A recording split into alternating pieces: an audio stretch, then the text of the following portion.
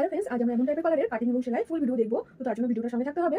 সবার প্রথমে আমরা মাপ নিয়ে নেবো। আর এখানে আমি কামিজের গলাটাকে দুভাজ করে মাপ নিচ্ছি। এখানে আমার হয়েছে 7.4। আমি 7.4টাকে দুভাজ করে নিয়েছি। এখানে 15 থেকে 2 সুত কম আছে, তো 15 করতে হবে। এবার 15 এর সঙ্গে আমরা 4 প্লাস করবো, হয়েছে আমাদের 19 ইঞ্চ। 19 ইঞ্চ আমরা ফিউজিং পেপার নিয়ে নিয়েছি। আর এর চওড়াটা ছিল 4 ইঞ্চ, যে দেখুন 4 ইঞ্চ চওড়া আছে আর 19 ইঞ্চ লম্বা আছে। এখানে আমি মাঝখানে ভাঁজ করে নিয়েছি। আমাদের 7.4 ছিল, আর সঙ্গে আমি 2 সুত সেলাই মার্জিনের জন্য নিয়েছি। 2 সুত থেকে হাফ ইঞ্চ নিলেই হয়ে যাবে। আর এখানে আমি নিচের দিকে হাফ ইঞ্চ ডাউন করলাম, আর এখান থেকে আমি নিলাম 3.5 ইঞ্চ। এবার আমি 3.5 ইঞ্চ থেকে এমনভাবে ডাউন করে দেবো। এভাবে আমি এঁকে নেবো, তারপরে আমি কাট করে নেবো।